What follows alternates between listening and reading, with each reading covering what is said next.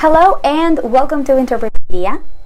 Spoiler alert, my name is not Rosa, sort of, but I am an interpreter, and in this video I am going to tell you the story behind that and how I feel it made me improve as an interpreter. So when I was born, my parents decided to name me after my grandfather. Not my grandmother, but my grandfather. So they decided to name me Patricia. His name was Patricio. May he rest in peace.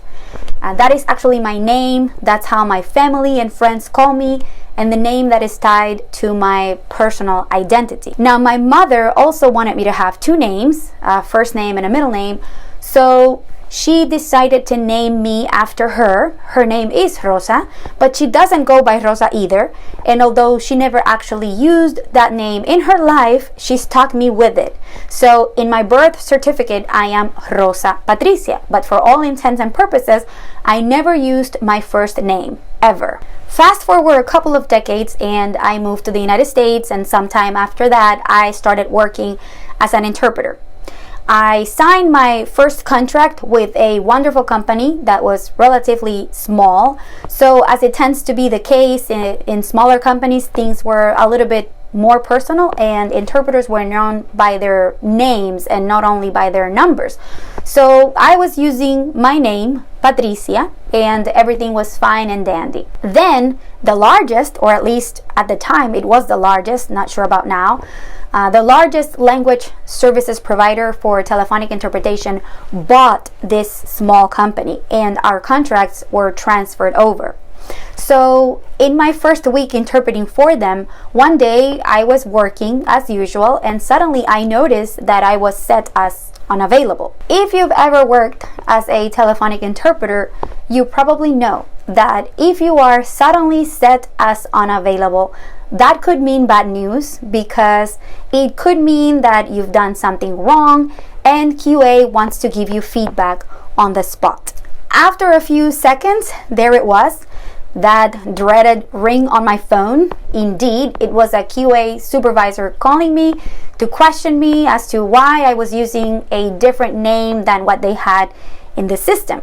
So I start explaining this awkward story that, well, yes, my name is Rosa, but it's not. I go by my middle name, which is this. And they were like, no, girl, you are listed as Rosa, and that's how you need to introduce yourself from now on, okay? So I was super bummed because I never liked that name. No offense to those of you tocayas out there, but it just never felt like my name. I never used it, so I just felt like I could not be myself because I had to use a different name that was technically mine, but it wasn't. You know what I mean? But after a couple of days of moping, I got back on the horse and I embraced my new interpreter name, Rosa. And soon I started noticing a change.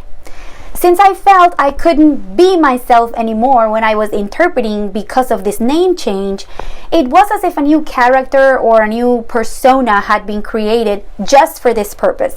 And it was great because as Patricia, I speak a certain way. I am more impatient. It's easier for me to interpret certain things, while it's more difficult for me to interpret other things.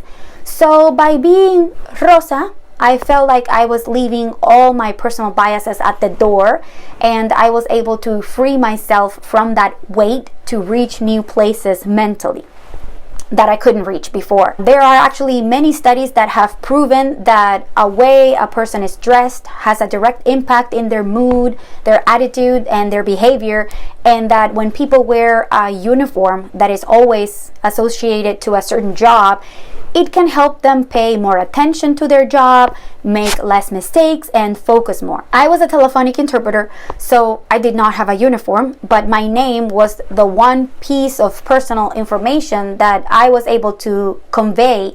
And when that was taken away from me and I became Rosa, it's like that became my mental interpreter uniform. And in turn, I began focusing more, speaking better, improving my accent, modulating my voice better, and leaving my personal biases outside of the encounter. As interpreters, we have to have some of the skills that make a good actor or actress. So through Rosa, I could definitely tap more into that. And I know it probably also had something to do with the fact that by then I was a little bit more experienced and all of that, but I honestly feel that a lot of my improvement was triggered by all the mental processes that started happening in my mind when I started separating myself from the encounter. And by that, I don't mean interpreting in a robotic and machine-like manner. Totally the opposite. Because as Patricia, I was impatient and I would feel frustrated, and sometimes I would let my frustration show when parties were being redundant or did not seem to understand clearly or something like that. But as Rosa, I didn't have those feelings. I was even-tempered and more calm. Also, if my interpretation was ever challenged as Patricia, or if there was a misunderstanding, I would feel as if it was a personal attack. But as Rosa, the interpreter, I could stand corrected or clarify situations simply as the interpreter without any personal feelings getting in the way. It's like just saying that name flipped a mental switch that activated all those things. So I highly encourage you to find your switch to unleash your interpreting superpower. And it doesn't have to be something so drastic like a name change.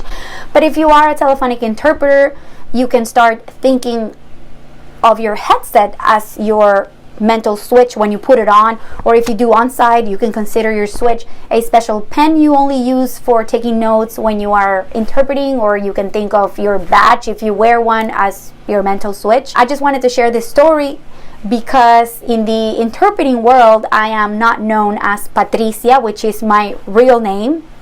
So if I ever meet any of you in person, don't be surprised if I don't introduce myself as Rosa. Thank you so much for being here. I hope you are staying safe and doing well wherever you are. And as always, thank you so much for watching. Adios.